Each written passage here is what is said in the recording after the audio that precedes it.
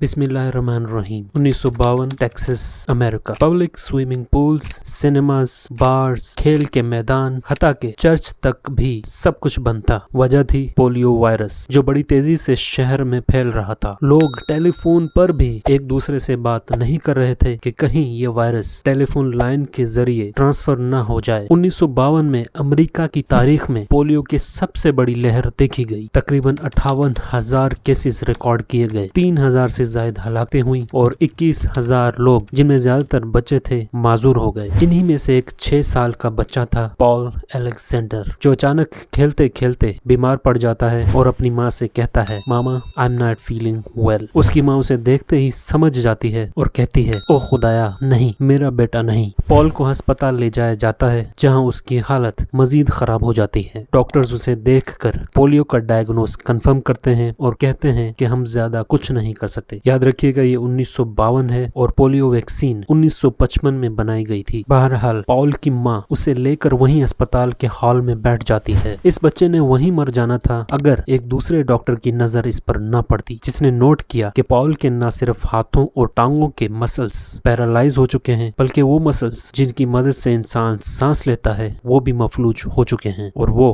सांस नहीं ले पा रहा है। वो डॉक्टर फौरन उसे ऑपरेशन थिएटर ले जाता है जहां उसकी सांस की नाली में सुराख किया जाता है, जिसे ट्रेकियोटमी कहा जाता है, जिसके जरिए पॉल की सांस की नाली साफ की जाती है और फिर वो बेहोश हो जाता है। 3 दिन के बाद जब उसे होश आता है तो वो अपने आप को लोहे के एक बड़े से सिलेंडर में पाता है। इर्द गिर्द देखता है तो उसकी उम्र के तमाम बच्चे इसी तरह के सिलेंडर्स में पड़े होते हैं। लोहे के इन सिलेंडर्स को आयरन लंग कहा जाता था। जी हाँ, लिटरली लोहे के फेफड़े। ये आयरन लंग उस दौर की लेटेस्ट टेक्नोलॉजी थी और इन्हें एज वेंटिलेटर्स इस्तेमाल किया जाता था। ये काम कुछ यूं करते थे कि एक मोटर के जरिए सिलेंडर से सारी हवा निकाल दी जाती थी, जिससे सिलेंडर के अंदर नेगेटिव प्रेशर बन जाता था और यूं पेशेंट की बॉडी के गिर्द एक वैक्यूम क्रिएट हो जाता था, जिससे उसके फेफड़े जबरदस्ती इन्फ्लेट हो जाते थे, यानी उनमें हवा भर जाती थी। हवा भरने के बाद इस सारे प्रोसेस को रिवर्स कर दिया जाता था और हवा फेफड़ों से खारिज हो जाती थी। पॉल अलेक्जेंडर ने अपनी सारी जिंदगी इन्हीं लोहे के फेफड़ों में गुजारी। इनफैक्ट इसी वजह से उसका नाम Guinness book of world records में दर्ज है, आयरन लंग में सबसे ज्यादा वक्त बिताने वाला शख्स। क्योंकि और जिस किसी को भी आयरन लंग में डाला गया था वो इतना लंबा अरसा सरवाइव नहीं कर सका। पॉल खुद बताता है कि जब भी वार्ड में कोई दोस्त बनाता था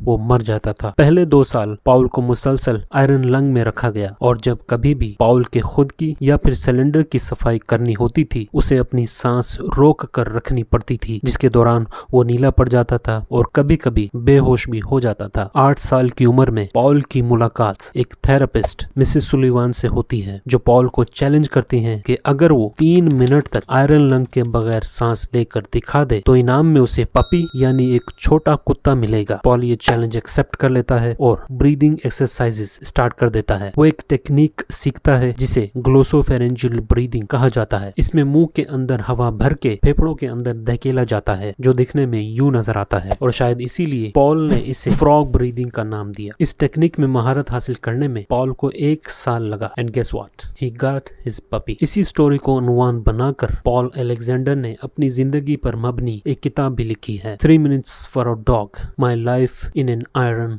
लंग। पॉल अलेक्जेंडर का वो 3 मिनट आयरन लंग से बाहर रहना उसकी जिंदगी का एक टर्निंग पॉइंट साबित हुआ। फिर उसने पीछे मुड़कर कभी नहीं देखा। वो अपने दौर का पहला इंसान बन गया जिसने घर से ही पढ़ाई की, जिसे आज होम स्कूलिंग कहा जाता है। यूनिवर्सिटी से लॉ में डिग्री हासिल की, कोर्ट में अपने क्लाइंट्स को रिप्रेजेंट किया, उनके मुकदमे लड़े, हवाई जहाज का सफर किया, नाइट क्लब्स में गया, समंदर देखा, चर्च में इबादत की, टिकटॉक पर अकाउंट बनाया वगैरह वगैरह। यानी माजूरी के बावजूद जिंदगी को भरपूर तरीके से जिया। 2015 में पॉल का आयरन लंग हवा लीक करने लगा और ये एक इमरजेंसी सिचुएशन बन गई, क्योंकि आयरन लंग एक बहुत पुरानी डिवाइस थी जिसे रिपेयर करना हर किसी के बस की बात नहीं थी। पहला आयरन लंग 1928 में हार्वर्ड के मेडिकल इंजीनियर फिलिप ड्रिंकर और फिजियोलॉजिस्ट लुइस शॉ ने मिलकर इजाद किया है, जबकि आखिरी आयरन लंग 1960 की दहाई में बनाया गया था। इन्हीं में से एक आयरन लंग पॉल के पास था जो अब उसका साथ छोड़ रहा था। इसके रिपेयर के लिए एक मैकेनिक की जरूरत है। ऐसी एक पोस्ट बनाकर सोशल मीडिया पर डाल दी जाती है और खुशकिस्मती से एक बंदा मिल जाता है जो उसे रिपेयर कर देता है। 1952 में पॉजिटिव प्रेशर वाले वेंटिलेटर्स जो आजकल हॉस्पिटल्स में इस्तेमाल होते हैं वो भी इजाद हो चुके थे, लेकिन जब तक उनका इस्तेमाल आम होता पॉल को आयरन लंग की आदत पड़ चुकी थी और जब उसे ये वेंटिलेटर ऑफर किया गया तो उसने मना कर दिया और कहा कि पहला तो मैं इससे यूज्ड टू हो गया हूँ, दूसरा मैं काफी वक्त इसके बगैर गुजार लेता हूँ और तीसरा अब मैं अपने मुंह या सांस की नाली की सुराख से कोई ट्यूब नहीं लेना चाहता। अपडेट्स हैं कि इसी आयरन लंग का एक लेटेस्ट वर्जन इंट्रोड्यूस किया गया है जो सिर्फ पेशेंट के चेस्ट एरिया को कवर करेगा और इसमें ना तो किसी ट्यूब की जरूरत है और ना पेशेंट को सीडेट करने की जरूरत पड़ेगी। पॉल की जिंदगी का आखिरी कुछ अरसा अस्पताल में ही गुजरा क्योंकि उसे एक परमानेंट चेस्ट इन्फेक्शन हो गया था और अपनी जिंदगी के 72 साल इस आयरन लंग में गुजारने के बाद 11 मार्च 2024 को 78 साल की उम्र में पॉल अलेक्जेंडर अपने खालिक की हकीकी से जा मिला। वैसे तो पॉल की जिंदगी का हर लम्हा सबक आमोज है, लेकिन आई थिंक दो चीजें बहुत अहम हैं। पहली तो ये कि एक ऐसा बंदा जिसका गर्दन से नीचे पूरा धड़ मफलूज हो, पैरालाइज्ड हो और जिसे सांस तक लेने के लिए एक मशीन की जरूरत पेश आती हो, अगर वो ग्रेजुएट हो सकता है, वकालत की डिग्री हासिल कर सकता है, तो हमारे पास इल्म हासिल ना करने का क्या एक्सक्यूज बाकी रहता है। दूसरी अहम चीज ये है कि पोलियो को इजी मत लेना। आज की डेट में तकरीबन पूरी दुनिया से पोलियो का खात्मा हो चुका है और इस कुर्रा अर्ज पर सिर्फ 2 मुमालिक बचे हैं जहां अब भी पोलियो पाया जाता है, नंबर 1 अफगानिस्तान और नंबर 2 पाकिस्तान। तो प्लीज अपने बच्चों को पाबंदी से पोलियो के कतरे पिलवाएं और उन्हें इस ला इलाज बीमारी से बचाएं। Hope you liked the video. Thank you for your time. Allah Hafiz.